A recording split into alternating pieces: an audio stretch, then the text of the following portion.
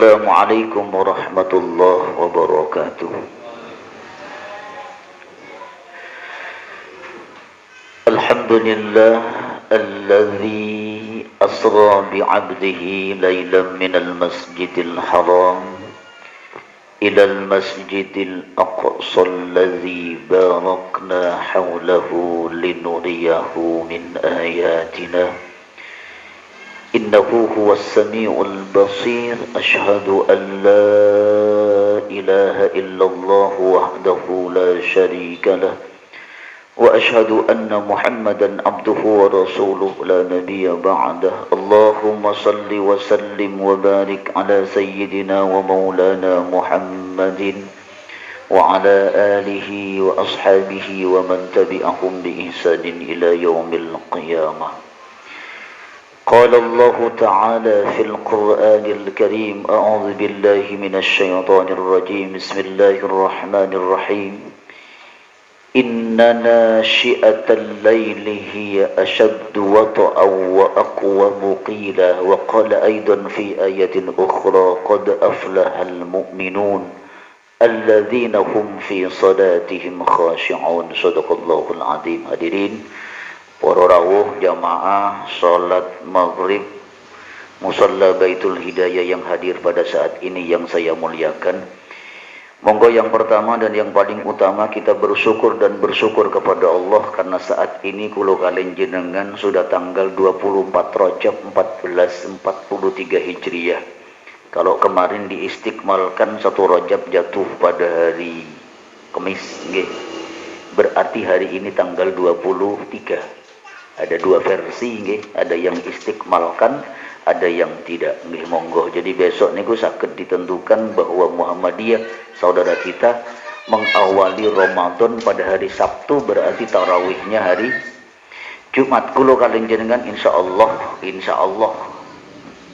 kalau berdasarkan ru'yatul hilal insyaallah kita akan tarawih hari Sabtu, Ramadannya jatuh pada hari Ahad, hari Minggu insyaallah, sambil ningali pengumuman dari Menteri Agama. Para jamaah yang dimuliakan oleh Allah, pada malam 27 Rajab ada peristiwa yang sangat bersejarah. Bahkan saking bersejarahnya, saking mulia dan spektakulernya, karena ini adalah kejadian yang sangat fenomenal. Fenomenal niku diyakini tidak akan pernah terjadi lagi, baik di masa yang lampau, hari ini, bahkan di masa yang akan datang tidak akan pernah terjadi lagi, kecuali yang terjadi pada diri Rasulullah Sallallahu Alaihi Wasallam. Makanya dikatakan fenomenal. Kejadiannya cuma satu kali. Isra Mi'raj Nabi besar Muhammad Sallallahu Alaihi Wasallam yang terjadi pada malam 27 Rajab. Para jamaah yang dimuliakan oleh Allah, saya banyak ngisi di berbagai tempat tentang Isra Mi'raj niki. Salah satu di antaranya dengan melihat seperti ini, kalau kalian jenengan insyaallah lebih memahami dan lebih melihat tentang mukjizat yang terbesar kedua setelah Al-Quran ini. Amerika boleh bangga dengan pesawat Challenger-nya sehingga dia Apollo-nya, sehingga dia bisa mondar-mandir di ruang angkasa. Tapi sampai detik ini, sampai saat ini tidak ada orang yang mampu melakukan perjalanan secepat perjalanan baginda Rasulullah Sallallahu Alaihi Wasallam. Tidak ada yang mampu. Kita lihat Pak, niki yang pertama. Asra yusri isra'an. Artinya perjalanan di malam hari. Isra niku asal katanya asra yusri, masdarnya adalah isra'an. Jadi kalau bahasa Arabnya asra yusri isra'an, itu berjalannya di malam hari khusus. Makanya ada surat namanya surat Al-Isra pada juz yang ke-15. Perjalanan di malam hari dari Masjidil Haram Mekah menuju Masjidil Aqsa di Palestina, jarak tempuh 1.500 kilometer. Kalau menggunakan onta, saat itu alat transportasi masih belum memadai, tidak ada pesawat, tidak ada mobil, yang ada cuman onta, paling banter kuda. Rasul mengatakan dari Masjidil Haram ke Masjidil Aqsa, dari Masjidil Aqsa tembus ke Sidratil Muntaha, kembali ke Mekah tidak sampai 1 malam. Siapa yang percaya? Gak ada yang bisa percaya sebab gak masuk akal. Onta saja saat itu bisa datang ke Masjidil Aqsa butuh waktu 1 bulan. Kanjeng Nabi gak sampai 1 malam, Pak. Isra-nya saja gak percaya, nopo malih Mi'rajnya.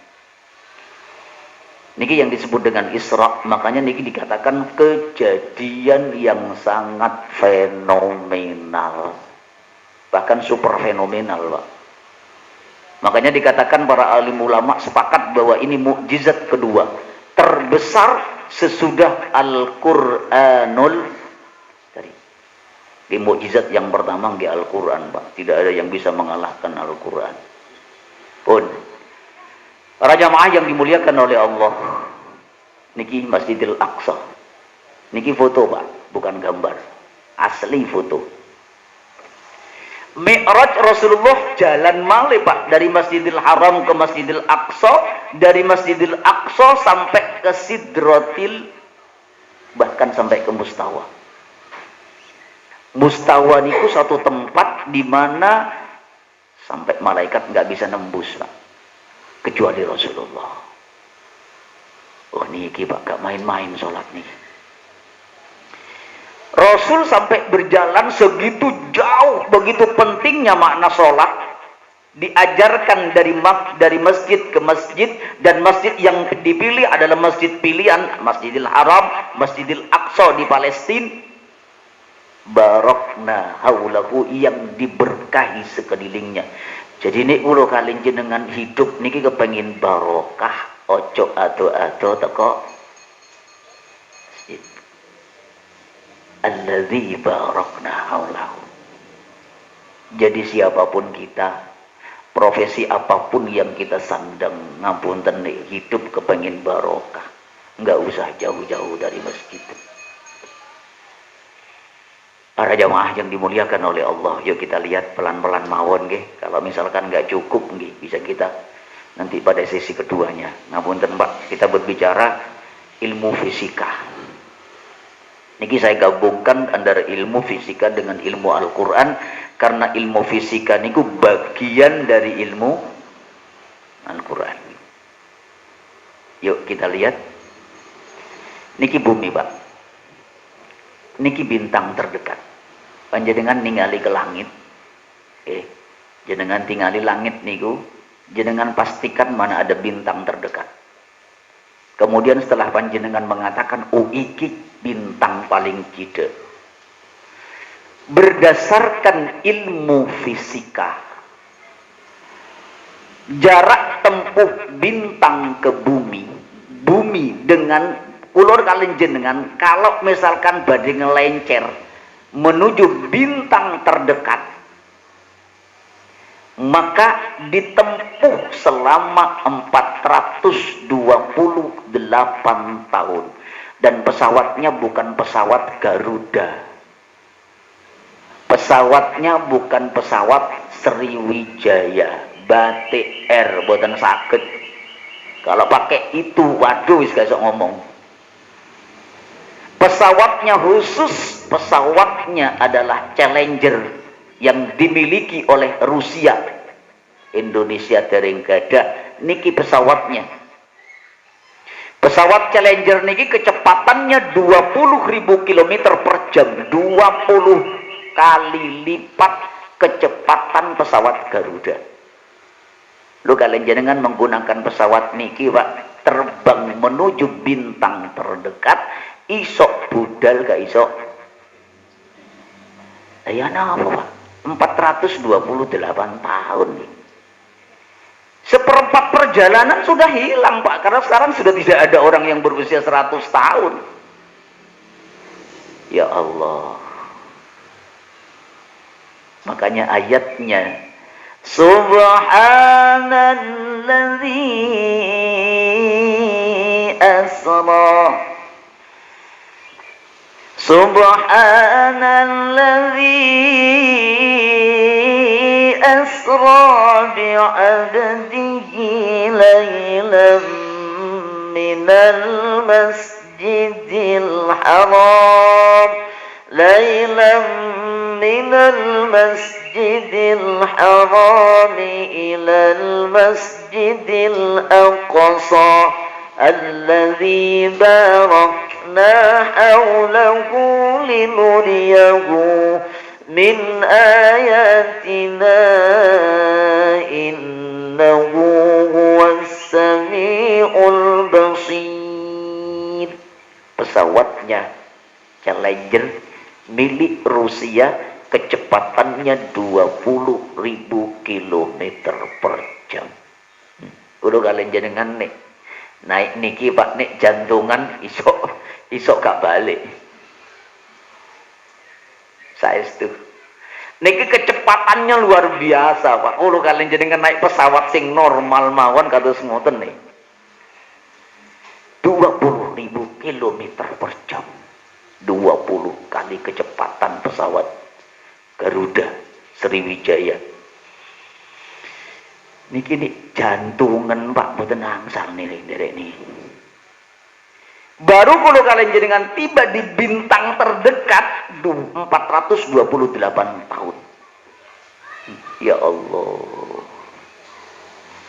Niku tasik langit pertama Pak, belum langit kedua, belum langit ketiga.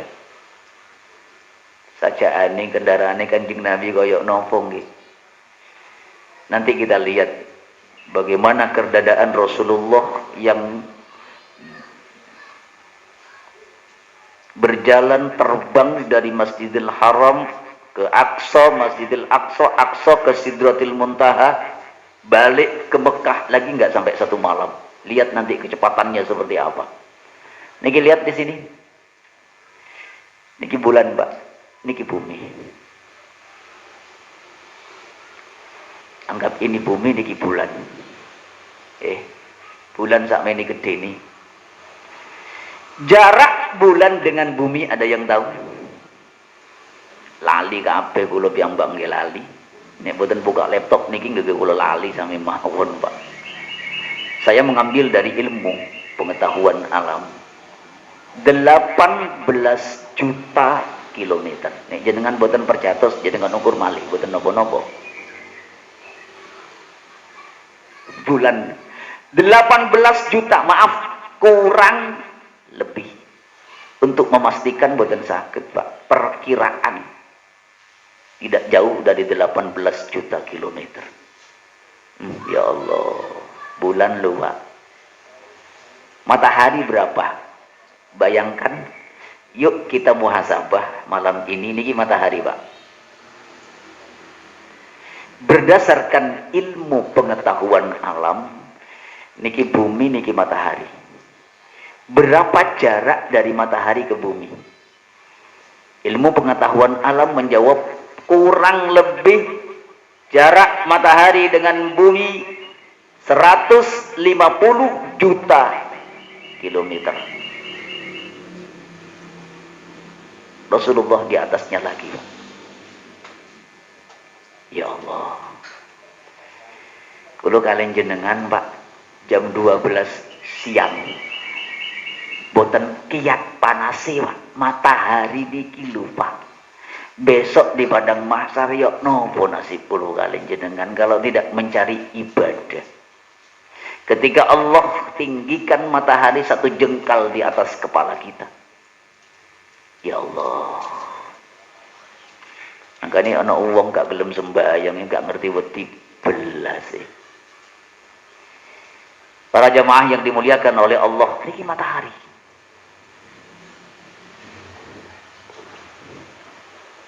Nih. Dengan kejadian fenomenal seperti itu, ada 3 garis besar pendapat orang-orang pada saat itu. Apa iya? Sampai sekarang kita niki lho Pak, kontroversi. Yang mengatakan kontroversi karena tidak punya iman. Masa iya Rasulullah dari Masjidil Haram ke Masjidil Aqsa? Gak mungkin kalau ada jasadnya, lu gak percaya. Kalau nggak punya iman, nggak punya tauhid, nggak bisa. Makanya Allah niku berfirman dalam Quran surah Yasin ayat yang terakhir, panjenengan pun langganan maca niki, Pak. Innama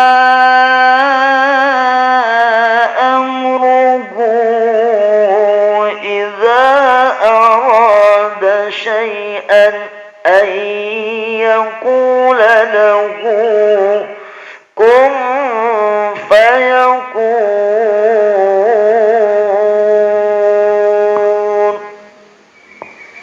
Sesungguhnya kalau Allah berkehendak untuk melakukan sesuatu, maka Allah cukup mengatakan kun, jadilah, fayakun, maka akan jadi. Satu orang yang tidak percaya alias orang kafir, makanya kafara yukafiru, kafir niku ada hijab dinding yang tidak bisa ditembus. Makanya kalau berbicara dengan orang kafir mubadzir, bahkan nggak bakalan percaya. Buang-buang energi, buang-buang tenaga, nggak bakalan percaya, nggak masuk akal, bingung. Tapi mereka mau tidak percaya, mereka juga bingung karena Rasulullah tidak pernah berbuat bohong, tidak pernah berkata bohong. Beda dengan kulo kalian jenengan bolak-balik goro. Kanjeng Nabi niku as-siddiq. Kanjeng Nabi niku al-amin. Bisa dipercaya, benar. Makanya Rasulullah niku sifat Rasulullah siddiq, amanah, tabligh, fatonah. Ada 4 niku, Pak. Niku kalau tidak dibekali 4 niku, waduh. Itu yang menyebabkan Rasulullah menang. Bingung karena Rasul tidak pernah berbohong.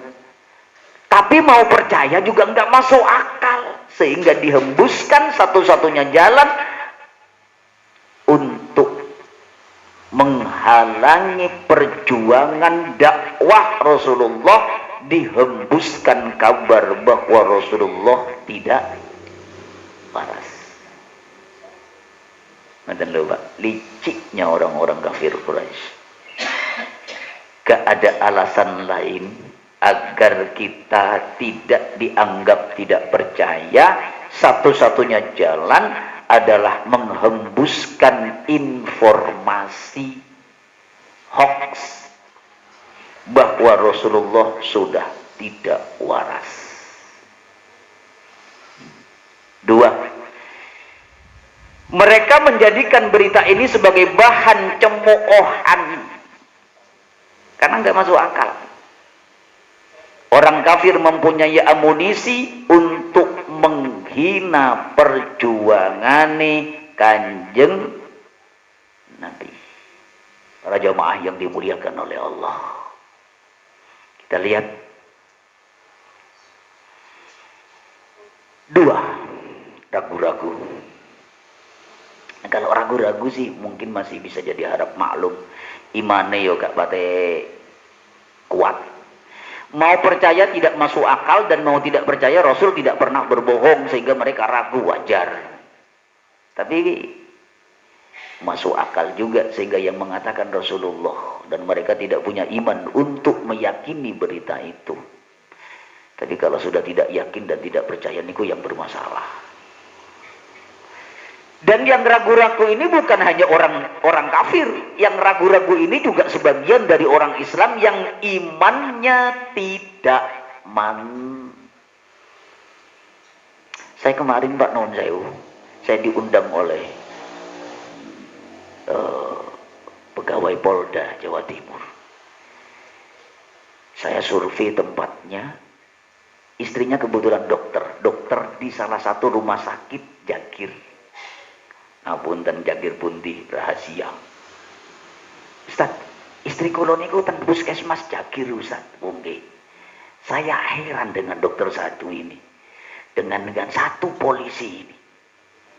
Begitu saya masuk, Ustaz, Udah Ustaz, coplok masker wis coplok wis gak apa-apa. Aku yakin sampean sehat.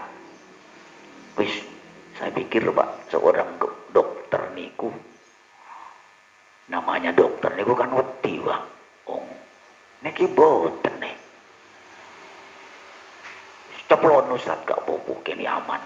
Ya wis tak coplok wong kula piyambak nggih. Akhirnya ngomong-ngomong, saya baru dapat berita dari beliau.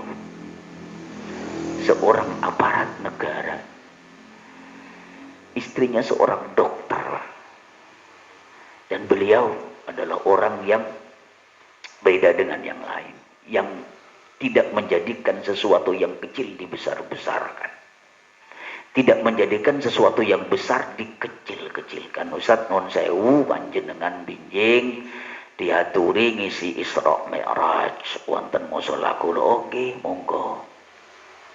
Insyaallah besok Jumat, Ahad, malam Senin, pas malam 27, pas niku kan tasik libur kan Pak. Sing pegawai negeri, panjenengan rasane pegawai negeri, kita sanes pegawai negeri, nopo malih Mas Hasan keliling terus Pak. Mau libur gak libur keliling terus. Sing paling soro Dedik niki Pak, wis gak ono libur blas. Nggih, dinikmati mawon berarti gajine lancar ngoten lho Pak. Alhamdulillah timbangane gak duwe penggawean. Lulu senengane mancing, ayo wong kali kok ono iwake dipancing. Ya Allah. Pun para jamaah yang dimuliakan oleh Allah. Yang ketiga, niki orang-orang yang beriman termasuk kula kalian jenengan.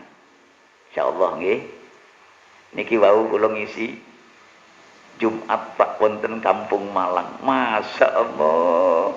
Kula masuk teng kene masjid iki gede kados ngoten Pak. Kula maskeran malih isin didelok ae. Aku iki maskeran didelok-delok karena sak masjid kan ono sing maskeran blas. Malih isin kula. Kiai ini nggih tepung. Saat ternyata kiainya jadi ketelok lemak juga bolo dhewe. Ustaz, mboten usah maskeran ngriki Ustaz. Mboten enten nggih Yai kula manut mawon, kula ngoten mawon.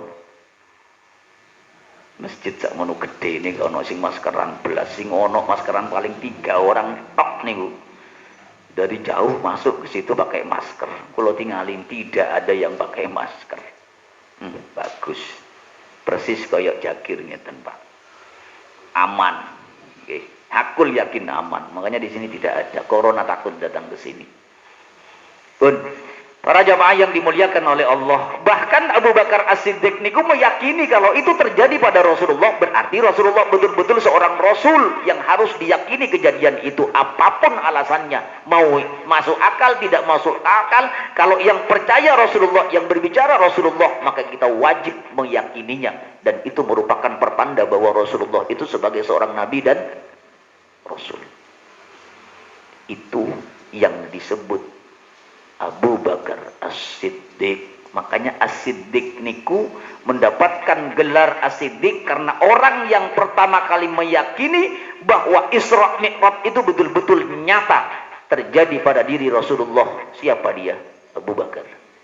Teman sekaligus mertua ayahanda dari Siti Aisyah yang mendapatkan julukan Ya Humairah. Niku anaknya Abu Bakar. Para rawuh yang dimuliakan oleh Allah. Duh, gak terasa jam 7 kurang seperempat kok cepet lah ngono. Niki ayatnya. Niki nopo Ustaz? Niki adalah mercusuar ane abah niki semerap sing pernah ke Mekah. Mercusuar di Grand Zamzam, depannya persis Masjidil Haram. Niki Pak, cahayanya nih sampai ke langit niki Pak, tembus ke awan niki. Niki sampai tembus ke awan. Maha suci Allah, ayatnya tadi sudah saya baca. Waduh, niki sebetulnya harus diperbaiki niki. Ada sedikit kesalahan sekedap nggih. Ya Allah. Sekedap nggih. Sekedap mawon sekedap saya itu sekedap. Ngeten lho Pak. Maksud saya begitu.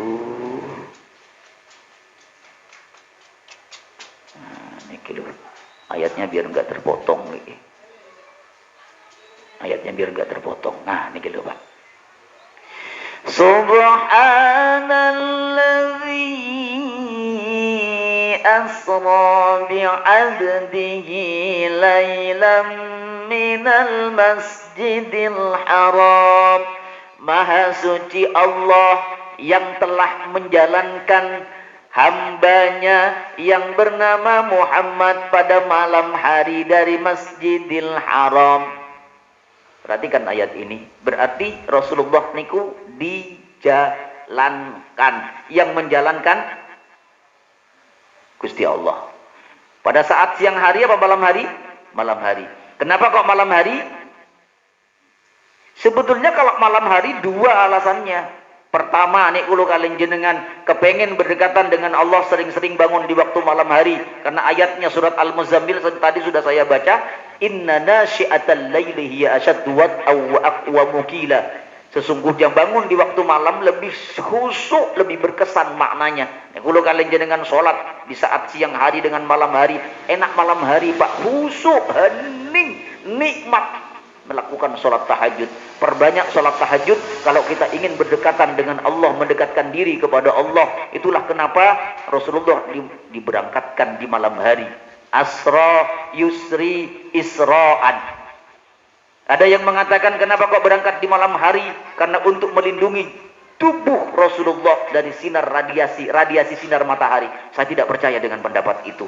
Kenapa? Karena yang menghendaki Allah asra bi abdi. Jadi yang kedua adalah abdi, abdun, hamba. Berarti Rasulullah itu berangkatnya utuh antara jasad dengan ruh. Jangan sampai mengatakan bahwa Isra Mi'raj itu cuma ruhnya saja. Kalau tidak, enggak mungkin Rasulullah berjalan secepat itu.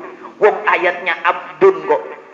Kalau abdun itu hamba, hamba komplit, hamba Allah. Berarti utuh jasad dengan nyawa. Bukan penampakan, bukan roh gentayangan, bukan. Mereka meyakini ngoten nih Pak. Lailam di malam hari minal masjidil haram ke masjidil aqsa, dari masjid ke masjid. Nek kulo kalian jenengan kepengen berkah, tadi sudah dikatakan alladzi barakna haulahu linuriyahu min ayatina innahu huwas samiul basir. Kami berkahi sekelilingnya agar kami perlihatkan kepadanya sebagian dari tanda-tanda kekuasaan kami, sesungguhnya dia maha mendengar dan maha melihat. Pengen berkah hidupnya, perbanyak datang ke masjid. Kepengen hidup kulo kalian jenengan senang dunia akhirat, perbanyak datang ke masjid. Kepengen hidup rizki kulo kalian jenengan lancar, perbanyak datang ke masjid. Yuk, rizki kulo kalian jenengan sudah dicatat oleh Allah. Nyambut gawe niku wajib, tapi jangan sampai nyambut gawe kulo kalian jenengan, nyambut damel kulo kalian jenengan menyebabkan kulo kalian jenengan lupa dengan sholat. Itu juga salah. Rizki sudah ditentukan oleh Allah. Rizki saya tidak akan tertukar dengan rizkinya Mas Hasan. Rizki saya nggak mungkin tertukar dengan rizkinya Dedi Selamat. Gak bakalan Pak. Sudah diatur oleh Allah. Tinggal kulo kalian jenengan saat niki ayo memperbanyak ibadah kepada Allah agar rizki niku berkah. Sebab sebanyak apapun rizki ini boten berkah cepat habis Pak. Sekarang kulo kalian jenengan megang uang ratusan juta, bahkan puluhan miliar. Kalau tidak berkah sedikit aja habis. Dengan cara apa Allah menghilangkan, menghabiskan, gampang bagi Allah. Maka ini kulo kalian jenengan sekalipun rizki kulo kalian jenengan pas-pasan. Rizki kulo kalian jenengan pas-pasan, tapi berkah Pak, karena sering datang ke mushola, sering datang ke masjid, sering sholat berjamaah, pasti berkah. Karena Allah janjikan dalam Quran surah Al-Isra ayat 15 niki, ayat 1 niki. Para jamaah yang dimuliakan oleh Allah, kita langsung masuk. Niki. Pelan-pelan. Nah, ngapunten nggih. Niki ilustrasi Pak, jangan sampai di ustaz iku teko endi ngomong bahwa buruk iku jaran pakai ono sayape. Boten Pak, niki hanya sekedar ilustrasi. Inilah kendaraan yang mengantarkan Rasulullah melaksanakan Isra dan Mi'raj, namanya buruk. Buruk niku berasal dari asal kata, ada jamak dari barkun. Barkun niku kilat, burukun jamaknya. Kecepatan kendaraan ini 300.000 km per Tadi pesawat Challenger-nya berapa kecepatannya? 20.000 kilometer per jam. Niki 300.000 per detik, Pak. Seandainya bukan kehendak Allah, Pak, dengan kecepatan segini, Rasulullah niku diterbangkan dengan kecepatan seperti ini, wah, meledak tubuhnya, Pak. Boten saged terburai dia. Karena yang bisa mampu diterbangkan secepat ini menurut ilmu alam itu tidak punya bobot sama sekali, seperti angin. Yang tidak ada bobotnya baru bisa. Kalau masih ada bobotnya, niki kan ada bobotnya, berat, nggak bisa. Menurut ilmu alam, tapi Allah berkehendak. Apa yang tidak bisa buat Allah? Dialah yang menciptakan siang menjadi malam, malam menjadi siang, barat menjadi timur, timur menjadi barat. Gampang bagi Allah. Ngecat lombok sak karepe dhewe, ana sing abang, ana sing coklat, ana sing kuning. Sak karepe dhewe. Iku lho kalian jenengan jangan sak karepe dhewe, Pak. Kita punya keterbatasan, tapi Allah itu tidak terbatas. Sak karepe dhewe pun. Nah, ini kehendak Allah. 300.000 kilometer per detik. Bagaimana kalau dengan kecepatan seperti ini? Makanya Rasulullah Shallallahu Alaihi Wasallam bisa dari Masjidil Haram ke Aqsa yang ditempuh 1 bulan, jarak tempuh 1.500 kilometer. Gampang bagi hanya 300.000 per detik. Datang ke ke Mustawa, ke Sidratil Muntaha, kembali ke Mekah nggak sampai 1 malam. Ya Allah. Panjenengan baca dalam kitab Durratun Nasin ceritanya yang lebih detail, panjang banget di situ diceritakan bagaimana kisah Rasulullah. Para jamaah yang dimuliakan oleh Allah pun, niki ilustrasi, niki lihat saat Rasulullah pada malam 27 Rajab, saat Rasulullah bertafakur di Masjidil Haram. Maka ngiten Pak, kalau kalian jenengan siapapun diri kita yang mempunyai kesusahan, yang mempunyai kesedihan, dan kesedihan itu belum ada jalan keluarnya. Mungkin kalau kalian jenengan punya masalah itu belum terpecahkan sampai saat ini, maka tirulah Rasulullah. Rasulullah niku pada malam 27 Rajab, di saat Rasulullah bertafakur di Masjidil Haram. Nopo Rasulullah kok bertafakur? Karena Rasulullah sedih, Pak. Kenapa Rasulullah bertafakur di Masjidil Haram, berzikir di Masjidil Haram sambil melihat dinding-dinding Ka'bah? Lihat, Pak. Rasul melihat dan memandang dinding Ka'bah karena Rasulullah hatinya galau, Pak. Hatinya sedih. Rasulullah ditinggal oleh 2 keluarga yang paling dicintainya. Siapa? Siti Khadijah Al-Kubra, yang mengorbankan jiwa dan raganya, hartanya, menjadi orang bangsawan, orang yang terkaya, seorang janda yang kaya raya, digunakan perjuangan kekayaannya untuk perjuangan umat Islam. Ya Allah, Siti Khadijah Al-Kubra. Makanya Rasulullah sampai pernah menangis. Ya Khadijah, dulu sebelum engkau nikah dengan aku, kau menjadi orang yang kaya raya. Kau terpandang. Karena Khadijah dan Rasulullah niku termasuk bangsawan. Ningrate wong Arab, Bani Hasyim niku ningrate wong Arab, Pak. Darah biru. Kulo kalian jenengan darah merah. Darah biru niku, Pak. Maka Siti Khadijah niki di samping kaya raya terpandang mulia di kalangan orang kafir Quraisy.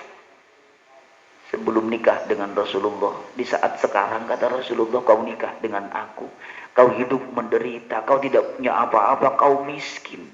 Sampai ketika Fatimah sedang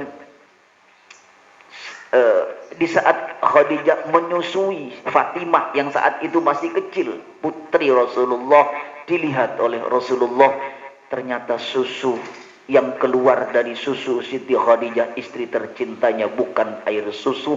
Karena 3 hari perut Siti Khadijah tidak kemasukan makanan, Pak. Padahal awalnya sebelum nikah dengan Rasulullah niku kaya raya. Makanya Rasul tanya, ya Khadijah, apakah kau menderita menikah dengan aku? Apakah kau tidak bahagia hidup bersamaku? Karena aku tahu bahwa kau sebelum nikah dengan aku, kau kaya raya, kau terhormat, kau terpandang. Sekarang kamu menjadi orang miskin karena semua hartamu digunakan untuk perjuangan Islam. Perjuangan Islam. Apakah kau bahagia hidup bersamaku? Kata Rasulullah. Wah, Siti Khadijah mengatakan, ya Rasulullah, demi Allah, seandainya suatu saat aku sudah meninggal, kau ingin membangun jembatan dan tulang belulangku yang sudah meninggal bisa digunakan untuk membangun jembatan, ambil ya Rasulullah. Gunakan tulang belulangku sebagai jembatan, demi Allah, aku bahagia hidup bersamamu. Niki Khadijah riyen, Pak. Maka ni Khadijah saat ini nggak mungkin seperti itu. Khadijah di zaman sekarang ada uang abang, tidak ada uang abang ditendang, lari tunggang langgang. Riyen ni Khadijah riyen. Para jamaah yang dimuliakan oleh Allah, Amul Husni, tahun duka cita. Dulu Rasulullah Shallallahu Alaihi Wasallam di saat ada pamannya Abu Thalib. Abu Thalib pada saat usia 87 tahun meninggalkan Rasulullah. Kalau dulu ketika ada orang yang ingin menganiaya Rasulullah, maka berhadapan dulu dengan pamannya Abu Thalib. Abu Thalib yang membentengi, jangan coba-coba sakiti keponakanku Muhammad. Kalau kau menyakiti keponakanku Muhammad, akan berhadapan dengan aku. Sekalipun Abu Thalib saat itu masih beragama nenek moyang, bukan beragama Islam. Makanya Abu Thalib inilah yang menjadi cikal bakal sehingga Rasulullah nangis, pamanku ya ammi, sebutkan nama Allah, asyhadu an la ilaha illallah wa asyhadu anna Muhammadar Rasulullah, biar aku bisa membela paman nanti di hari kiamat. Ucapkan syahadat wahai pamanku. Tapi pamannya Abu Thalib enggak mampu mengucapkan dua kalimat syahadat, karena memang sudah ditakdirkan oleh Allah menjadi orang yang tidak mendapatkan hidayah. Maka Rasulullah menangis, Pak. Pamannya sendiri loh, Pak, gak dapat hidayah. Napa malih potonganku loh kalian jenengan. Ponakane Kanjeng Nabi napa dereng. Boten sakit, Pak. Makanya Rasulullah niku ditegur. Innallaha la yahdi man ahbabta walakin Allah yahdi man yasha. Kata Allah, Muhammad, urusan hidayah bukan urusanmu, urusanku Muhammad, dan aku tidak akan memberikan hidayah sekalipun itu kerabat terdekatmu. Gak iso nih aku enggak, kata Allah. Walakin Allah yahdi man yasha. Aku akan memberikan hidayah kepada orang-orang yang tidak bisa dikehendaki oleh manusia kecuali hakmu sendiri. Sakarepku jare Gusti Allah. Karena Rasulullah saat itu menangis. Pamannya tidak mampu menyebut la asyhadu an la ilaha illallah wa asyhadu anna Muhammadar. Para hamba Allah, jamaah sekalian yang dimuliakan oleh Allah. Pun Amul Husni. Lihat di sini. Proses penyucian diri dengan air zam-zam. Jangan perhatikan niki air zam-zam keluar dari batu bebatuan. Niki air terbaik di dunia. Makanya sungai Gangga itu pernah cemburu dengan air zam-zam. Pernah orang-orang Hindu di India niku kepengen menguji lebih baik mana air zam-zam dengan sungai Gangga dari India. Sungai keramatnya orang-orang Hindu. Diambil Pak satu gelas dari sungai Gangga dan diambil satu gelas dari air zam-zam. Sungai Gangganya sudah lumutan, air zam-zam masih bening. Niki air terbaik di dunia Pak. Tahun 2003 saya masih bisa mengambil dari sumur aslinya. Masuk ke dalam bi'ru zam-zam pada saat itu di depan Ka'bah masih belum tertutup, sekarang sudah ditutup Pak. Tahun 2003 ketika saya awal bimbing haji, saya sempat masuk ke tempat itu, saya mengambil dengan tangan saya, kemudian saya siramkan ke kepala saya. Ya Allah, saat ini pun boten sakit Pak. Loh, sampun adan nggih. Dereng. Sampun. Adan napa dereng? Oh nggih adan, ibu-ibu loh, jujur bapak-bapak. Para jamaah yang dimuliakan oleh Allah sekedap malih. Nggih, niki bersambung nih Pak. Kata Pak niki Pak. Baik, proses penyucian diri. Kenapa Rasulullah dicuci dengan air zam-zam? Dibelah dadanya Pak. Dibuang kotorannya. Sebelum Rasulullah Isra Mi'raj diisi dengan hikmah. Malaikat Jibril yang membelah dadanya bukan dengan sembarang pisau.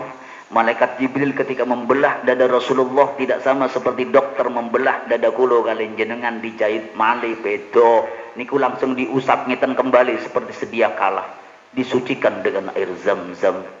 Makanya Rasulullah niku menjadi manusia insanun kamilah, manusia yang paling sempurna. Saat diundang oleh Allah untuk menerima perintah sholat 5 waktu, masih diisi dengan ilmu hikmah, Pak.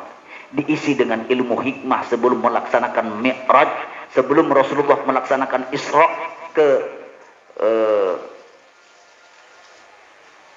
Masjidil Aqsa, kemudian melaksanakan Mi'raj ke Sidratil Muntaha. Yang paling akhir para jamaah yang dimuliakan oleh Allah, ini kita terasa sampun Isya nggih. Ini karena niki Isra Mi'raj niku. Nah niki Pak. Ada percakapan yang sangat menarik antara bumi dengan langit. Kejadian inilah yang menyebabkan terjadinya Isra Mi'raj menurut kitab Durratun Nasihin. Buah nasihat. Jangan buka bab masalah Isra Mi'raj, maka di situ akan dijelaskan bahwa kejadian Isra Mi'raj itu terjadi karena bumi mengatakan kepada langit, langit, aku loh punya tumbuh-tumbuhan yang menghijau. Indah Allah menghiasiku. Ada rumah yang beraneka ragam. Ada perumahan. Ada bukit-bukit yang indah. Ada gunung yang tinggi menjulang ke angkasa. Kemudian Allah menghiasi aku dengan sungai, dengan lautan. Dan di lautan itu ada ribuan spesies ikan yang begitu cantik. Baik yang hidup di air tawar dan di air laut. Indah Allah memberikan, menghiasi aku wahai langit. Kamu tidak punya langit. Langit enggak terima. Dengan buka dalam kitab Durratun Nasihin. Kata langit, gak iso bumi, aku lebih baik teko awakmu. Aku lu punya bintang. Allah menghiasi aku dengan bulan. Allah menghiasi aku dengan planet-planet, dengan tata surya. Di langit ada planet Merkurius, ada planet Venus, ada bumi, ada Mars, ada Jupiter, ada Saturnus, ada Uranus, ada Neptunus, ada Pluto, ada di langit. Di bumi ka ono. Dan ini percakapan inilah. Kemudian bumi mengatakan, gak iso, aku lebih baik daripada kamu. Kenapa? Karena Baitullah ada di bumi. Tempat orang tawaf, tempat orang melaksanakan umroh, tempat orang melaksanakan ibadah haji. Mereka bertawaf, mencari ridho Allah, berharap agar dosa-dosanya diampuni oleh Allah. Tawaf tujukan ada di bumi, di langit tidak ada. Langit juga tidak mau kalah, gak iso. Ruhnya orang-orang yang beriman kembali ke langit, bukan kembali ke bumi. Ruhnya orang-orang soleh, ruhnya para nabi, para rasul kembali ke langit, tidak akan kembali ke bumi. Aku lebih baik daripada kamu. Terakhir bumi mengatakan, wahai langit, sesungguhnya manusia terbaik akhlaknya, insanun kamilah, khatamun nabiyyin, penutup para nabi. Rasulullah sallallahu alaihi wasallam kekasih Allah Subhanahu wa taala, manusia yang paling baik di permukaan bumi, ada di bumi, di langit tidak ada. Atas dasar hujjah lah bumi inilah yang menghantarkan langit merasa kalah dengan bumi, sehingga langit niki berdoa kepada Allah, ya Allah, karena bumi merasuk lebih baik daripada langit, izinkan ya Allah, makhluk yang bernama Rasulullah Muhammad sallallahu alaihi wasallam kau terbangkan ya Allah. Izinkan langit ini juga diinjak oleh manusia yang paling mulia, itu siapa? Rasulullah Muhammad sallallahu alaihi wasallam. Sehingga aku, derajatku dengan derajat bumi sama-sama mulianya karena keberadaan baginda Rasulullah sallallahu alaihi wasallam. Seperti apa nanti perjalanannya, nanti kita akan bahas insyaallah 2 minggu lagi yang akan datang. Nah punten niki tidak bisa ada satu-satu sesi Pak. Isra Mi'raj niki panjang. Banyak hal niki oleh-olehnya masih belum kita lihat nggih. Niki secara garis besar seperti ini nggih Isra Mi'raj niki. Langit pertama Nabi Adam, langit kedua Nabi Yahya, Langit ketiga bertemu dengan Nabi Yusuf. Langit yang keempat Nabi Idris. Langit yang keempat Nabi Harun. Langit yang keenam Nabi Musa. Terakhir puncaknya Nabi Ibrahim. Ada yang mengatakan di sini, ada keterangan di sini 1240, ada yang mengatakan 1500 kilometer jarak antara Masjidil Haram ke Masjidil Aqsa. Mudah-mudahan bermanfaat. Insyaallah 2 minggu lagi kita akan sambung kembali sambil kita akan berbicara tentang oleh-oleh Isra Mi'raj niku napa? Salat 5 waktu. Seperti apa salat yang baik, seperti apa salat yang tidak baik, seperti apa salat yang dikehendaki oleh Rasulullah. Insyaallah oleh-oleh inilah yang akan kita sampaikan, kita akan bahas 2 minggu yang akan datang. Baik, sebelum saya tutup dengan doa, ada yang ingin ditanyakan? Sapun bah, biasa ya abah nih. Abah.